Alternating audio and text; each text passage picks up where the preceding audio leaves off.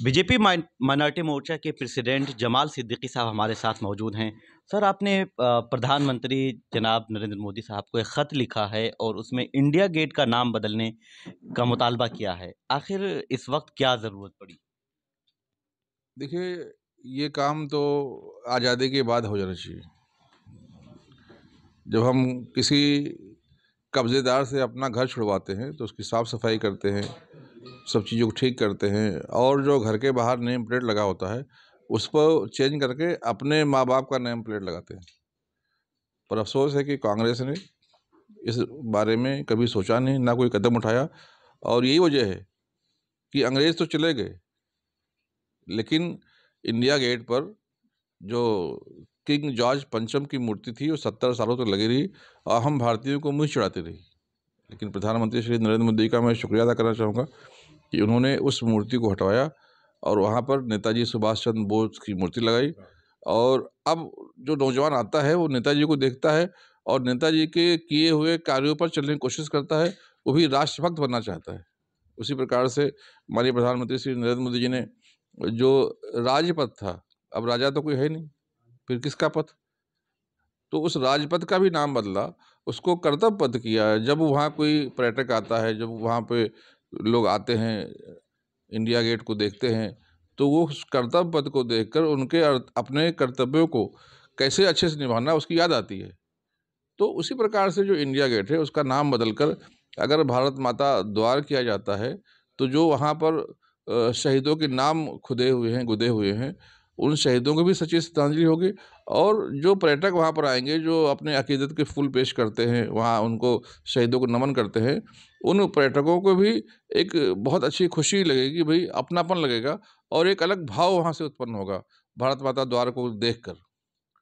इसलिए हमने माननीय प्रधानमंत्री से निवेदन किया है और मुझे यकीन है इंशाल्लाह माननीय प्रधानमंत्री जी हमारे निवेदन पर गौर करेंगे और जिस प्रकार से देश भर में जो आक्रांताओं के, अंग्रेजों के दिए हुए दाग थे, घाव थे, उसको भरा है, उसको साफ किया है, उसी प्रकार से इस इंडिया गेट का नाम बदलकर भारत माता द्वार कर कर ये जो दाग, एक प्रकार से मैं तो मानता हूँ अंग्रेजों के दिए हुए नाम का जो दाग हमारे साथ है, उसको दूर करके भारत माता का वहाँ पर नाम लिखेंगे और सच्ची श्रद्धांजलि होगी और हमारी संस्कृति का वहाँ से परिचय जाएगा। इसी दरमियान एक अजमेर शरीफ दरगाह को लेकर बात की जा रही थी, उसके सर्वे की बात की जा रही थी, डिमांड किया जा रहा था। लेकिन आपके ही हाथों जनाब नरेंद्र मोदी साहब का एक जो चादर पेश की गई है, वो आप लोगों ने पहुंचाया है। क्या इससे एक मैसेज जाएगा कि जो लोग अजमेर शरीफ दरगाह से मुतालिक मुख्तलिफ तरह की बातें कर रहे थे, उनको जवाब मिल गया है? देखिए, ये किसी को जवाब देना और किसी को कुछ कहना, ये इसका कोई अर्थ नहीं है। माननीय प्रधानमंत्री जी 140 करोड़ भारतीयों के परिवार के प्रमुख हैं।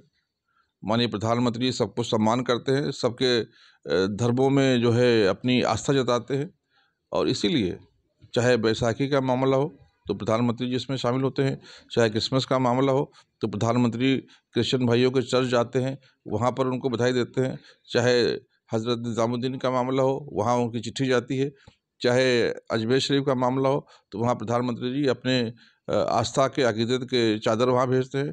तो प्रधानमंत्री सबके साथ जुड़कर एक अपने पालक का भूमिका निभाते हैं, सबको सम्मान देते हैं और लोकतंत्र में सबको सवाल पूछने का अधिकार है। और जो हमारा न्यायालय है वो सबको न्याय देता है। तो किसी ने अगर सवाल पूछा है तो उसको अधिकार है सवाल पूछने का, अब न्यायालय उसका जवाब उसको दे देगा। बाकी जो प्रधानमंत्री का मामला है वो अपने पालक के भूमिका में है और सबको सम्मान देने के साथ साथ सबको आदर का भाव देते हैं। और मुझे लगता है कि ऐसे कुछ लोगों को जिनके दिमाग में सिर्फ अपने प्रचार प्रसार के लिए, अपने प्रतिष्ठा, अपने नाम के लिए अगर ऐसे कुछ काम करने की कोशिश कर रहे हैं जिससे देश का माहौल ख़राब हो, तो उनको भी एक संदेश दिया है कि ऐसे काम करने की आवश्यकता नहीं है। आप एक अहम पद पर हैं, बीजेपी माइनॉरिटी मोर्चा के प्रेसिडेंट हैं। इस वक्त मुल्क में देखा जा रहा है कि मंदिर मस्जिद की सियासत काफ़ी ज़्यादा हो रही है। आप इसको कैसे देख रहे हैं? क्या इसकी ज़रूरत है? इस वक्त मुल्क को आगे ले जाने की बात की जा रही है और प्रधानमंत्री साहब की क़यादत में काफ़ी आगे भी जा रहा है। इस वक्त ऐसी ज़रूरत है, क्या ये रुकावट नहीं बन रहा है? जिस प्रकार से माननीय प्रधानमंत्री जी ने देश को मजबूत किया है और पूरे विश्व में भारत देश का एक नाम हुआ है। जो विदेशी है और देखेंगे तो विदेशों में माननीय प्रधानमंत्री जी को सब जानते हैं, सब पहचानते हैं, सब प्यार करते हैं। और अभी पड़ोस में भी देखेंगे पाकिस्तान में, तो वहाँ के लोग कहते हैं या अल्लाह मुझे मोदी दे दे, जो हमारे यहाँ मुल्क में भी भलाई का काम शुरू हो जाए और हम भी खुशहाल हो जाए। तो ये जो माननीय मोदी जी की सफलता है, इसको कोई हजम तो कर नहीं पा रहा है।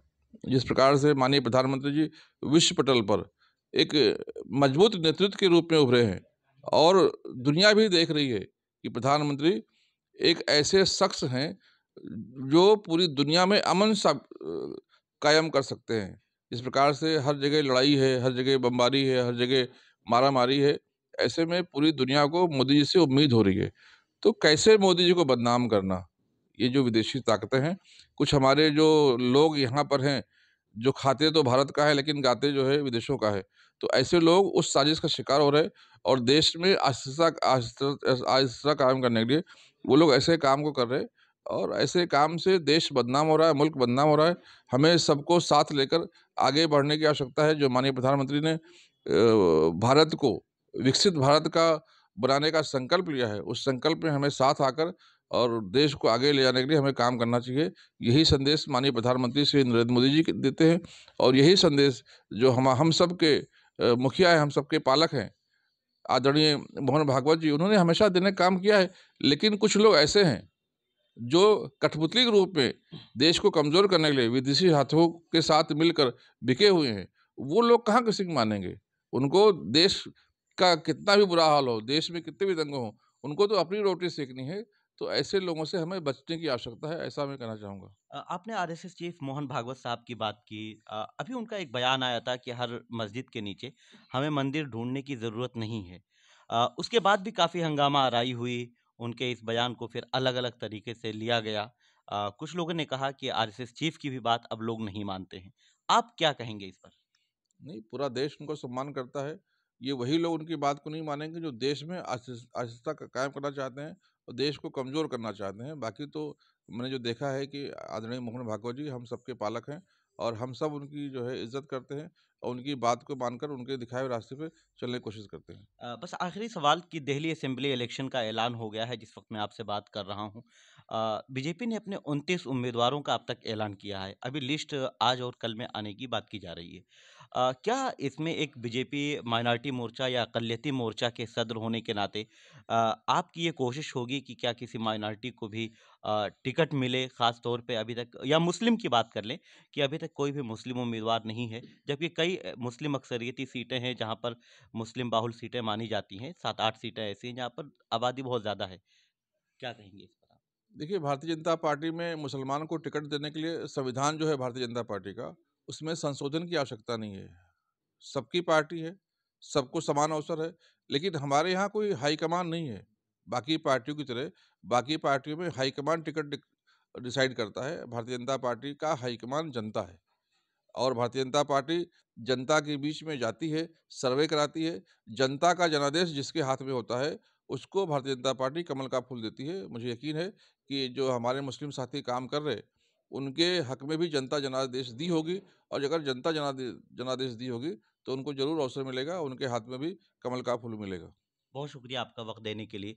तो ये थे जमाल सिद्दीकी साहब, आपका वाज़ेह तौर पर कहना है कि बीजेपी सबको साथ लेकर चलती है। अगर हमारी पार्टी में उनके लिए क्षेत्र की जनता जनार्दन ने उन्हें सपोर्ट किया होगा, तो मुसलमानों को भी टिकट दिया जाएगा। बीजेपी इससे गुरेज़ नहीं करेगी। मैं निसार अहमद खान, भारत एक्सप्रेस, दिल्ली।